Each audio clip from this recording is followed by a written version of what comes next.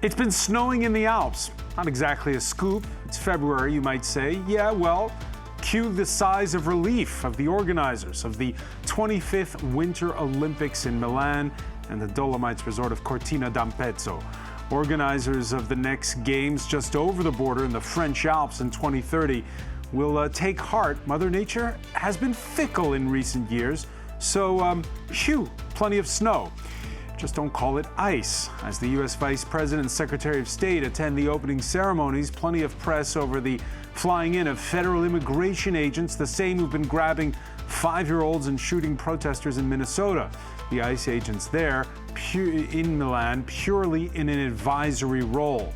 But it throws the spotlight on the optics of what's ostensibly Giorgia Meloni's moment of glory. The only European leader invited to Donald Trump's inauguration a year ago must astutely calibrate between her far-right roots and Europe's interests as she hosts the planet over the next fortnight. How will these Olympics play in times of testy transatlantic relations, especially ahead of next summer's World Cup in the United States? More broadly, what legacy for the 2026 Winter Olympics? What exploits, which characters will transcend flag-waving? And when the fortnight's over, how will the locals feel about having welcomed the world? Today in the France 24 debate, we're talking about Italy's games, and with us from Aix-les-Bains in the French Alps, two-time Olympic bronze medal skier Florence Masnada, who's commenting the games for Eurosport Television. Thanks for being with us. Thank you. From Milan, Giulio Santamero, Member of Parliament for the far-right Lega Party of Matteo Salvini. Welcome to the show. Thank you. From Trieste, environmentalist Pietro Boniccioli, blogger for the advocacy group Green Marked. Welcome. Good evening. Thank you for having me. He covered past Olympics for the Wall Street Journal. Journalist Craig Capitas, good to see you.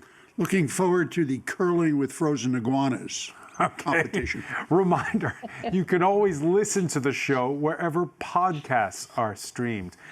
4 years ago, Beijing hosted games. They were under a COVID lockdown. The crowds are back as Milan prepares for Friday's opening ceremony. The cauldron to be lit by alpine skiing legends Alberto Tomba and Deborah Compagnoni, and an opening ceremony in Milan's San Siro Stadium with a theme. Italy's Winter Games take place at one of the most difficult and divided moments in recent years.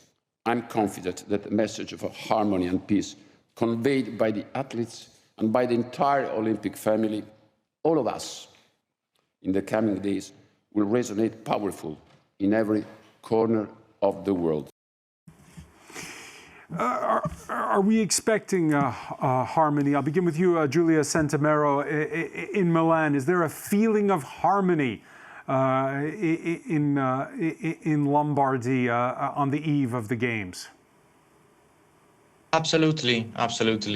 And there are parties on the roads, everybody's happy, and the flame came towards several villages and several areas.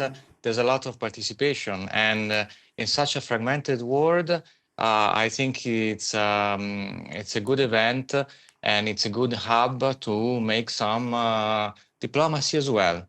Yeah, we'll talk about the diplomacy in a moment. Let's first look at the cover of Italian's best-selling sports daily newspaper. Happens to be a Milan paper. Italy takes off, screams across the top of the front page, Gazzetto dello Sport. Well, you see the football there as well. It's still on the front page. This on the eve of the ceremony.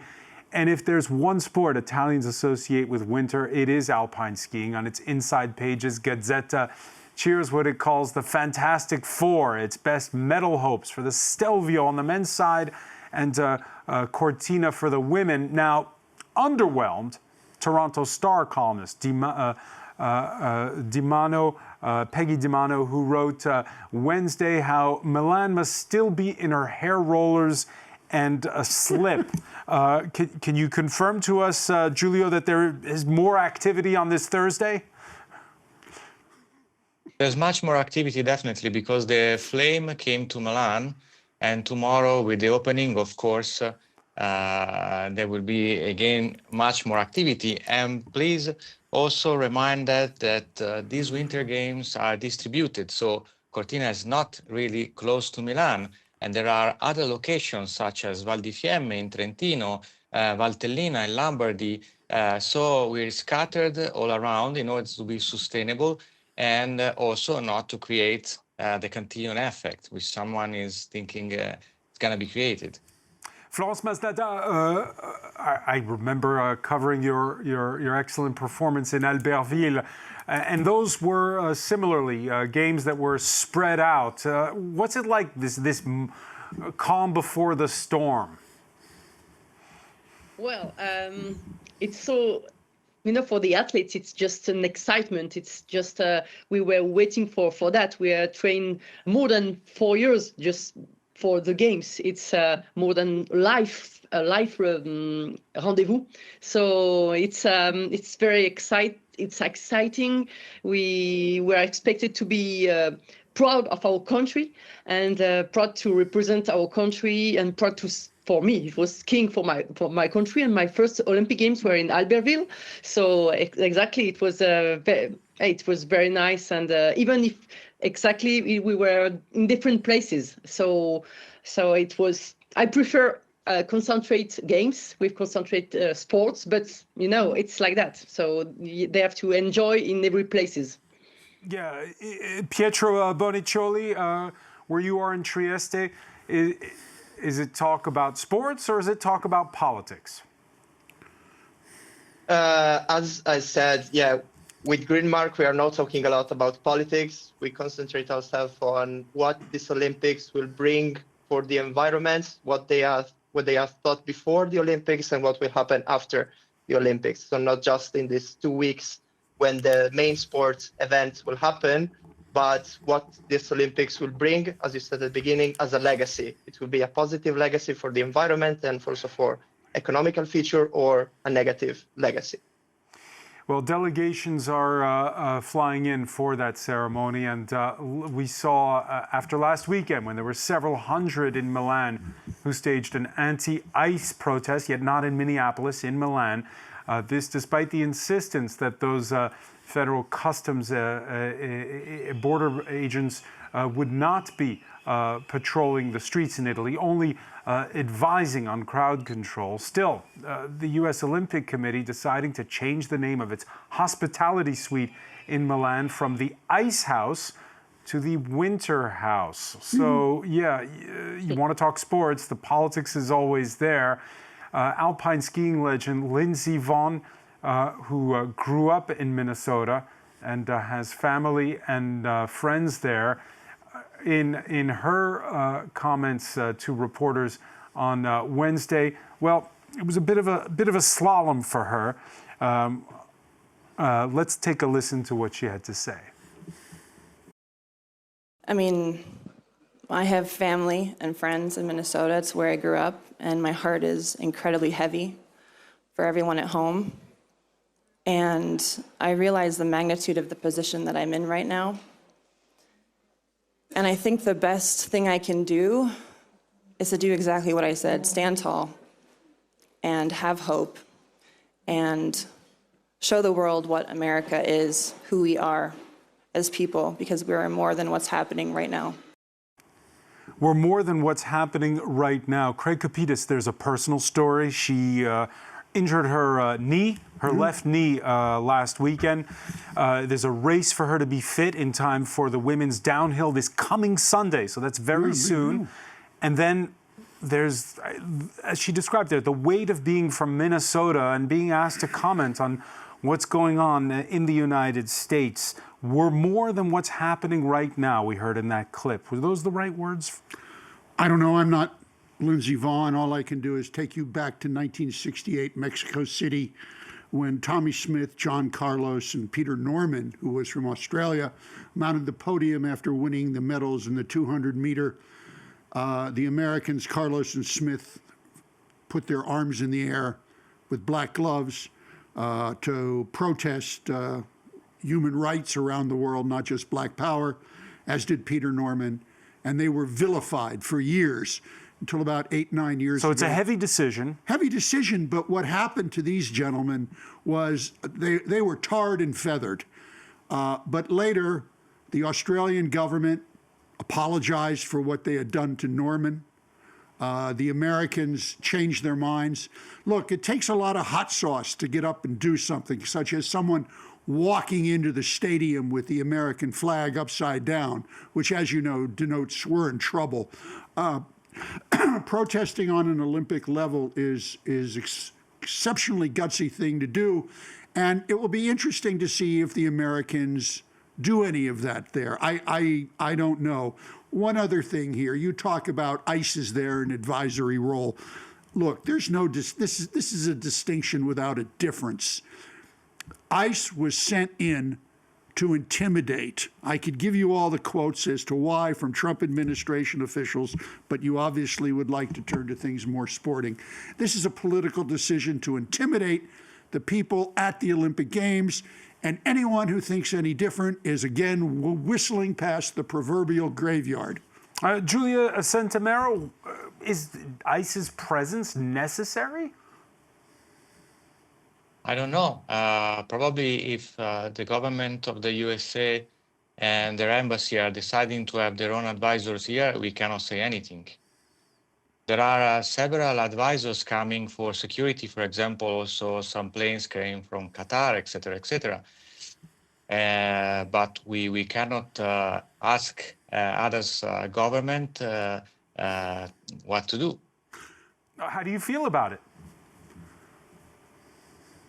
I don't see any problems actually, because we are not talking about foreign agents in our roads. I mean, they're not intimidating our citizens. They're not a problem for us. Craig Capitas. Well, I heard that same thing in 1941 when Mussolini held the games in that same town, which is when the first Olympic Games in your town actually took place, which the IOC... Well, they weren't officially Olympic Games. They were later erased from history by the IOC. All of the records... They were in the middle of World War II. All of the records were erased. Mussolini portrayed it as an Olympic Games. Don't believe the whitewash in history. So how did the Italians feel when Nazi jackbooters came in to give the fascist salute at Cortina back in 1941, and they were awarded those games in 1939? History has a really terrible way of repeating itself. So let's not forget the history here. The United States did not have to send ICE officials, ICE security. America has hundreds of other security agencies who could have done the job, and they did not send them. ICE was sent for a reason. And just on to finish on this point, Julia Centimero, are you expected to be perhaps more protests against this? How do you see it developing? I don't know. Frankly speaking, there were protests. Probably there will be. But I think in general, the atmosphere here is more a festive atmosphere. We're happy to host the Olympics. And I don't think the comparison that the previous gentleman did fit for this scenario, frankly speaking. No one is invading us. Probably other countries sent their advisors. Probably other countries that are even less democratic than the usual countries participating to the Olympics. But we cannot tell them not to send their people, their agents, their security.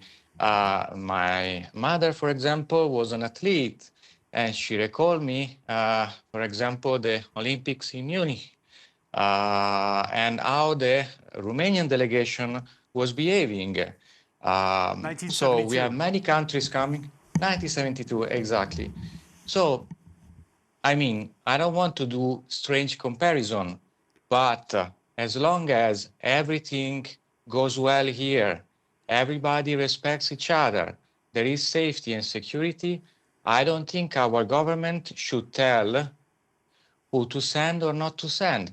That's it. All right, let me bring in Florence Masnada on this, because I want to ask you your reaction to that clip of Lindsey Vonn that we played earlier. Again, She stated, "We are more than what's happening right now," speaking as an American. Your thoughts? This is an athlete who's come back from retirement. Again, they injured her knee. She's a superstar of the sport. What do you think about her words? Those were political words, after all. Yeah, but she has to answer, of course. And I think it's a difficult position for her and for all the American team, because if they say, normally when you are in the Olympics, you cannot speak about politics. It's on the rule of IOC. When you engage your name in the Olympics, there's many things that you cannot do. But Lindsey Vonn, especially, she's a queen. She's a star. It's more than only skiing and the Olympics. She's in a difficult position, exactly, with her knee injuries.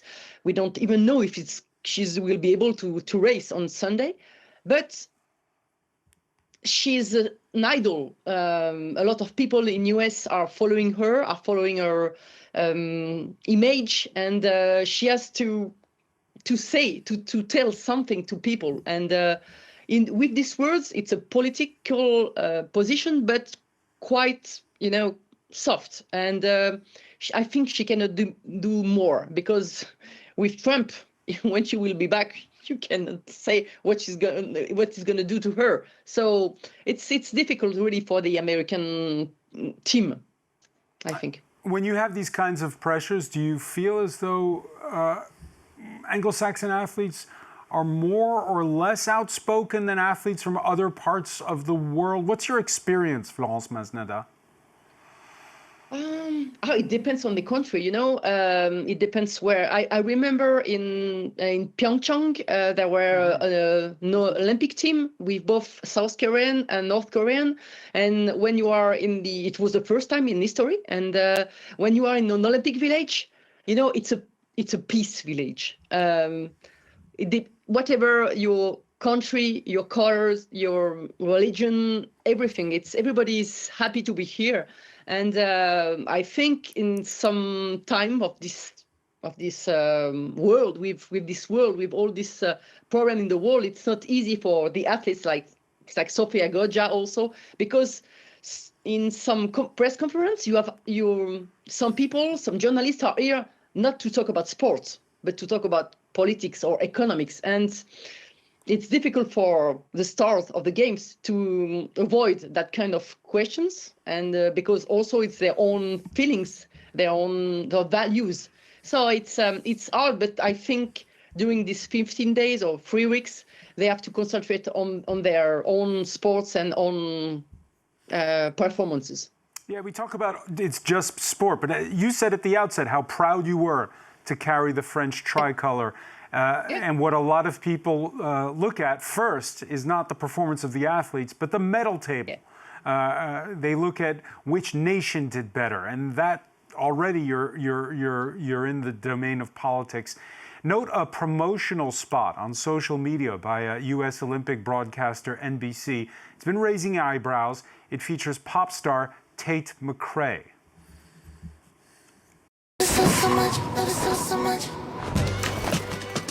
Oh, hi. I'm a bit lost. Tate McRae? Oh, I'm nobody. Nobody's girl, that is. I'm trying to get to Milan for an amazing opening ceremony and meet Team USA. Then it's the weekend with America's best skating for gold and Lindsey Vonn's epic comeback. And back to the States for the big game, Super Bowl 60. Okay, I'll just ask someone else then. Ah, forget it. Now, the only issue with that clip is Tate McRae is not American, she's Canadian. And with the recurring threats by Donald Trump to make Canada the 51st state, that's not going over very well in her home country. Last year, at the height of the tension between North American neighbors, there were 3 fights in 9 minutes when the U.S. and Canada met in ice hockey's Four Nations series. Craig Capitas, when you look ahead to, by the way, the women's ice hockey too, there's a heated rivalry between the U.S. and Canada. it'll be about more than just sports. Can I do the head roll?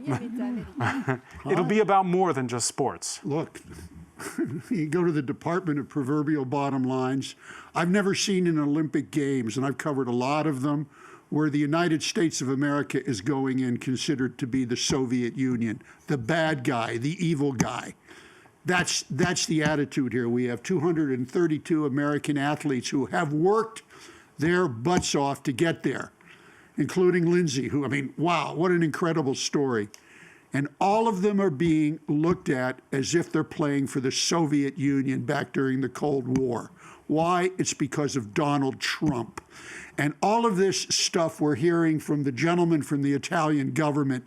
Yes, you need... He's not from the Italian government, member of parliament. Parliament, excuse me. You need security at the games. Foreign countries send security, but you don't send the Gestapo. You don't send the SS. That is who the Trump administration has sent.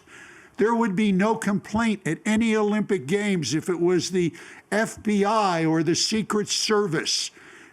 Image is everything with Donald Trump, whether people want to believe in it or not. Pietro Boniccioli, let me bring you into this conversation here.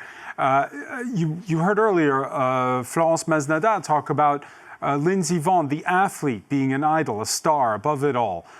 Will people be systematically booing the Americans at these games? I really don't know about that. I am a sport enthusiast. I play sports myself, and I saw the games between Canada and the USA where the Canadians were booing the American anthem. So I really don't know if the Italians, I think we love sports, especially in the Alps, winter sports. So I think during the Olympic period, as it was before, but I think also it will be right now, the sport part will be more important than the politics. So hopefully the Italians that will be there at the games in Milan and in the all different venues will set aside the politics for a couple of weeks and then just enjoy this beautiful moment that is the Olympics. There was talk, Julia Centimero, this Thursday of attempted Russian cyber hacking of the games. What's your reaction to that? It wouldn't be the first time. It wouldn't be the first time. Hybrid war is ongoing, especially in this part of Europe. But we are prepared. Our agencies are prepared. So I don't fear it, frankly speaking. Only 13 Russian athletes, by the way, at these games. There were some 200 the last time around. They'll be competing under a neutral banner. That's part of the international sports ban for invading Ukraine. Interviewed in London last weekend by Sky Sports, FIFA's boss, Gianni Infantino, had this to say. 4 years, just, sanctioning Russia, criticizing Russia. How do we think we can solve a war if we don't engage, if we don't speak, if we don't try to understand, if we don't put people in the room? This ban has not achieved anything. It has just created more frustration. Craig Kapitas. It makes you wish that Sepp Blatter was back in charge of FIFA. I mean, what do you say to this clown? He's a bug-eyed little toilet toad. I'm sorry. Right, That's exactly what's going on here. He has no business doing this. But there are a lot of people around the globe who are, by the way, not in Europe where we see the Russian invasion of Ukraine, but in other parts of the world who probably agree with those words. Yes, and I'm sure they agreed when he handed the FIFA Peace Award to Donald Trump. I think this is different, though. It's all interconnected here. You cannot get away from this. The most political person in sport right now may be Infantino from FIFA. Okay, so you cannot say that, the athletes can't say anything about politics, whether they're Olympic or soccer athletes, but a clown stick like Infantino can get up and do all this political stuff and we're supposed to stand there and applaud. Doesn't work that way. Florence Masnada, you agree? Yeah, really. I think, it's not true because like for example, Putin is really is using the athletes, the research team as a political power. So I think it's when they enter in the war, there are a lot of military athletes. So you have to think about that. And when I hear and I saw this FIFA director or president, I don't even know, but no, I think it's not good. It's not good for the sports. It's not good for the athlete. I don't think he was even an athlete before, because it's way from the values of these sports. The budget for the games in Cortina is $4 billion. That's what's being spent. In Sochi in 2014, Putin spent over $56 billion. So there were a lot of pockets that were greased during that game.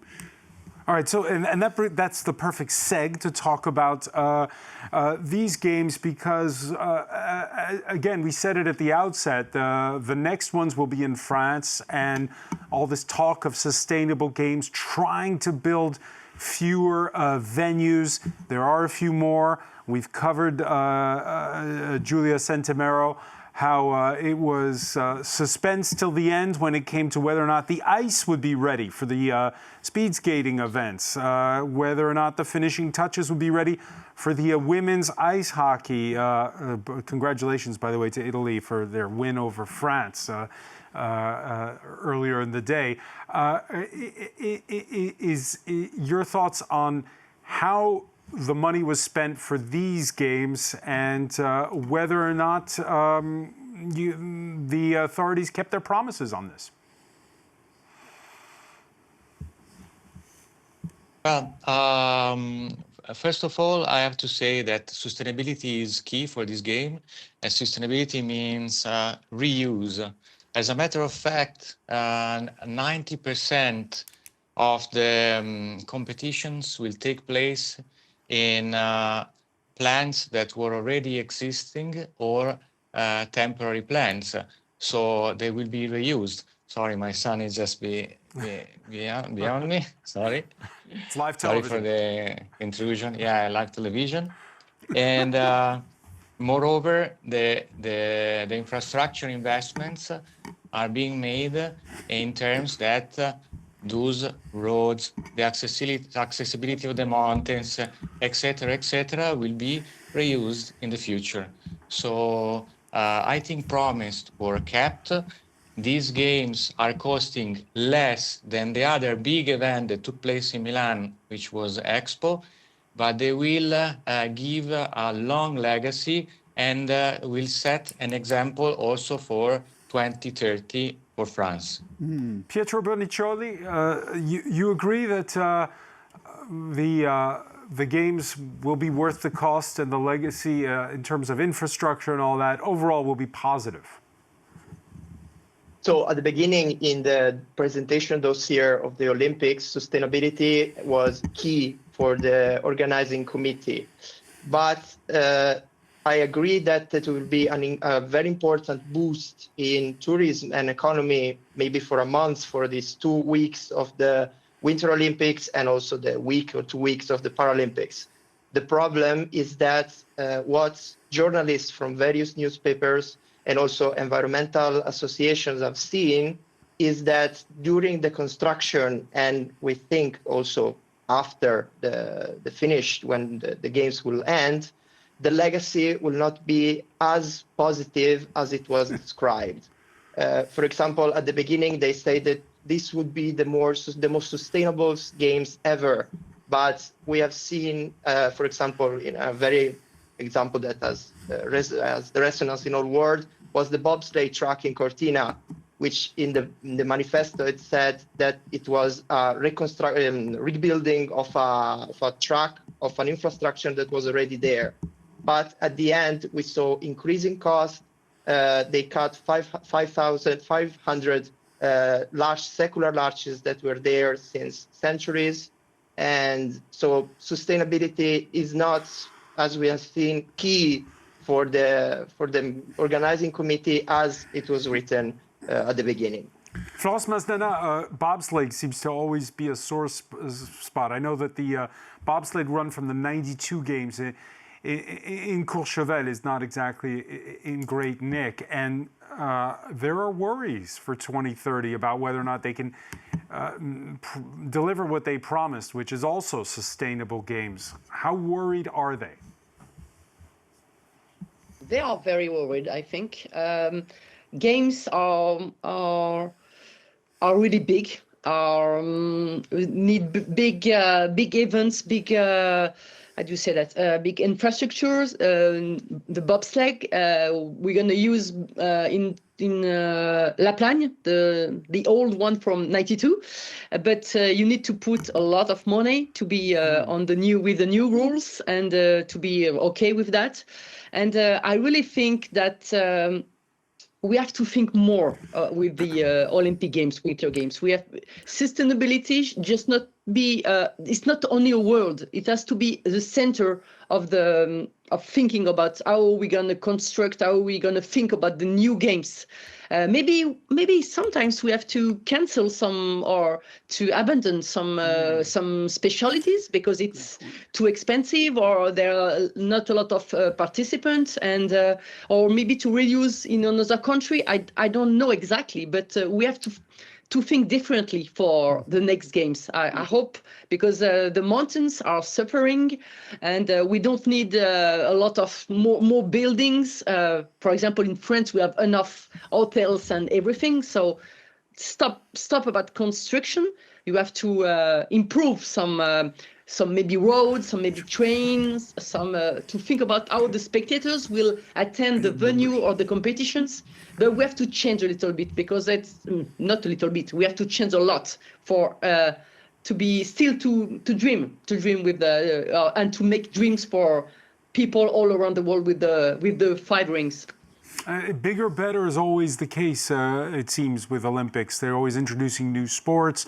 You agree with Florence Masnada that perhaps we need fewer sports? Well, not only do I agree with her, I can recall back in Nagano in 1998, shortly after Florence won the bronze, I might say, which I had the opportunity to see. My God, how you can go down that hill so fast blows my mind. Anyway, it was at the Olympic Club, and the discussion was essentially what Florence just laid out, and it was maybe we should just hold the Winter Games in Lillehammer, in Norway, in perpetuity, and the Summer Games in Athens for perpetuity. And the reason for this not only was cost, but that you could actually build training facilities in these 2 areas that would bring Olympians from around the world consistently to these areas to train.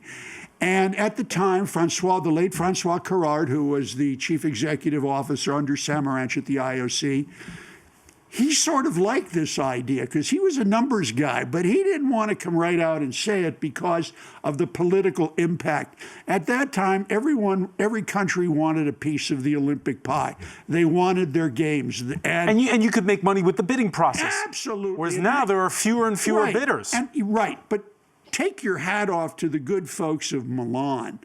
They did pull off a really inexpensive games, and bravo. But the sad reality is, according to a University of Florida study, exhaustive study, the only games that ever came out with a profit that actually created sustainability was the 1984 games in Los Angeles. We all get Olympic fever. It's normal, but they have to change. And whether they will remains to be seen. But it seems like they're on this path that they might go to the Lillehammer, Athens construct at some point. All right, well, let me ask the 2 other members of the panel here. Giulio Centimero, what would you feel about the Olympics staying for perpetuity in the same place, in Norway in the winter and Greece in the summer? I think it will lose its spirit. I mean, I love Greece and I love Norway, but I think it will lose its spirit. And also, as I was saying before, we're going to reuse the structure. The Olympic Village in Milan will become, for example, a student housing facility.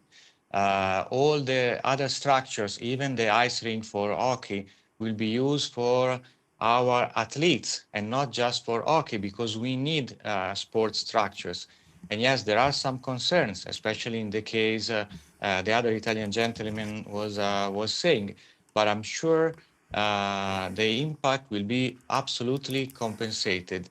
So it's nice, and I love the fact that Olympic Games go from a country to another because they can produce not just dialogue, but also development spread all over the world. And this is the spirit. You agree with that, Pietro Bioniccioli? Yes and no. I agree in the fact that some infrastructures will be reused, as the Honorable was saying. The Olympic Village in Milan will be reused as a student hall, but the prices will be huge for the students to afford. Not for every one of them, but for most of them. And the problem is that these structures need to be maintained. The ice hockey rink, the bobsleigh, again, the Olympic Village is just one because the one in Cortina will be removed. They had to be maintained, so we'll have to spend some money to keep them alive. And as the journalist from the Wall Street Journal was saying, the Olympics are not sustainable both in environmental terms but also in economical terms. So if just one Olympic got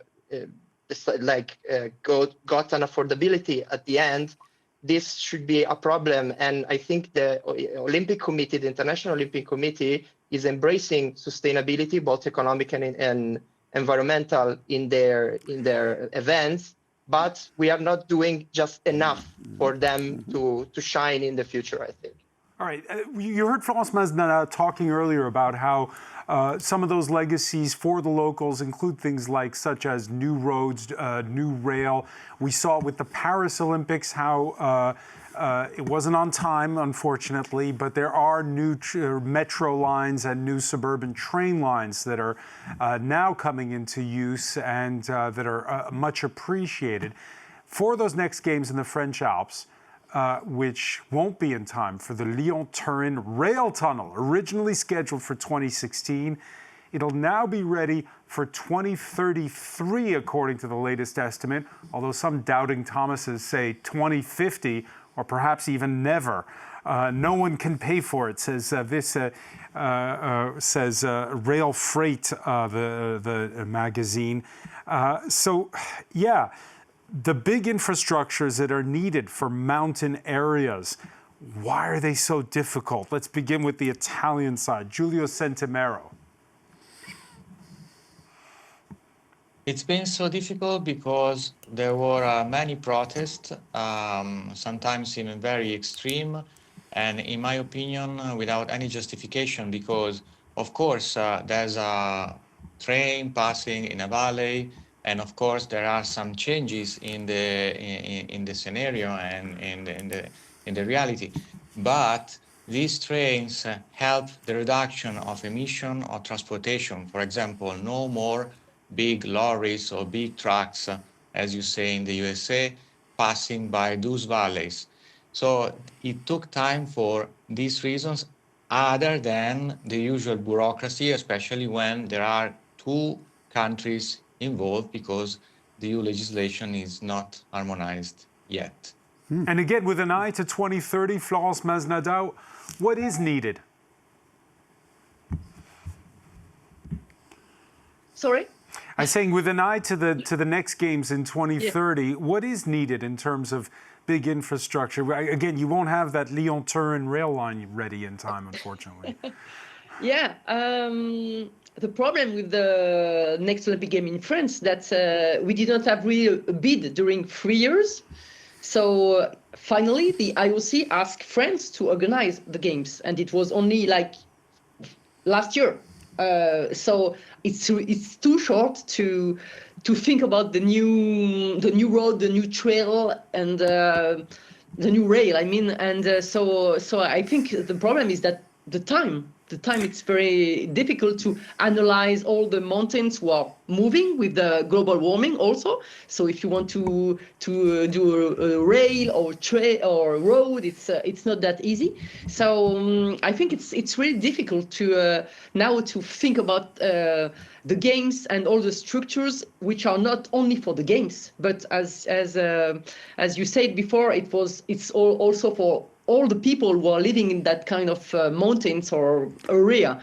So it's not that easy to manage this plane, especially with short period of time. Pietro Biancioli, now there's going to be a fortnight where it's going to be all about what's happening on the sports pages. What are you looking forward to with these Olympics? In terms of sports, to see the Italian athletes shine and win a lot of gold medals. We have seen, as you said today, the Italian hockey team, the women team win against France. The mixed doubles of curling won a lot of medals. But regarding what I'm studying and what I'm writing about, what I would like is that the cameras that will stay for the 2 weeks of the Olympics will also stay a little bit longer to see what will happen next. So all the infrastructure that Honorable Centemaro was saying that were built, did they do correct environmental impact assessment? We are taking the environment into consideration when we are doing these things. So yes, I really enjoy the sports stuff, but I would really like all the TV broadcasters and so on to stay a little bit longer to see what will happen next and what the legacy will be. Craig Capitis, what are you looking forward to at these games? What do you think will be its legacy? Allez le bleu. Allez le bleu. That's all I have to say. Go France. Look, here, what I'm looking to see is how many people actually attend the games, because the Olympics of every cycle have become more of a broadcast event, and fewer people actually attend. So you're watching it on TV. So that's what I'm curious to see. And listening to Florence Masnada as you do it. Giulio Centemaro, what will you be looking forward to? Is there a particular event you'll be looking forward to, or is there a particular legacy you expect from these games? I expect, of course, new infrastructures, but especially I expect kind of new sports and very well practiced in our Alps shine, such as snowboard, because Livigno is a great location for snowboard. And especially I would like to see a model of accessibility of the Alps, the Italian model, which is very close to the Austrian one, for example, become an example, because we don't have, for example, that mass tourism that characterizes some, for example, location in France. And I would like to see that model, that sustainable model that respect natures and tradition, shine all over the world through the cameras that were highlighted earlier. What's left after the Olympics? Memories. Just ask Madeleine Chameau-Berthaud. She won the Olympic downhill the day of her 25th birthday in Cortina d'Ampezzo in 1956. 70 years later, the now 95-year-old Swiss remembers it like it was yesterday. Wow. It was very, very powerful. You really have to experience it to understand it, to understand what it's like. When you go there to pick up your medal, and then there's the Swiss anthem, it's quite something. Florence Masnada, when you see skiing legends Alberto Tomba and Deborah Campagnoni, your peers from your generation, lighting the Olympic cauldron on Friday, what will be going through your mind? That's great. They are big stars. They are really, they're really nice people, and I think they are nice emblem for Italy. Really, I know very well Cortina and Bormio, and all the Dolomites are just shining, and I think these games will show this part of the world, which is very, very nice. And Alberto is just a showman. He's just is incredible. He's still a star. And Deborah, it's another style. Deborah Campagnoni, more quiet, but she's a really, really nice girl, and they are really perfect the perfect ones to shine and to inflame the flame. and at age 95, how will you be remembering your Olympic experiences? I don't know. I hope to be still alive and on snow. Okay. All right, there's a challenge. Florence Mazdada, so many thanks for joining us from Aix-les-Bains. I want to thank Giulio Centimero for being with us from Milan. Good luck with those opening ceremonies. Pietro Bonicioli in Trieste. Craig Capitas, thank you for being with us here in the France 24 debate.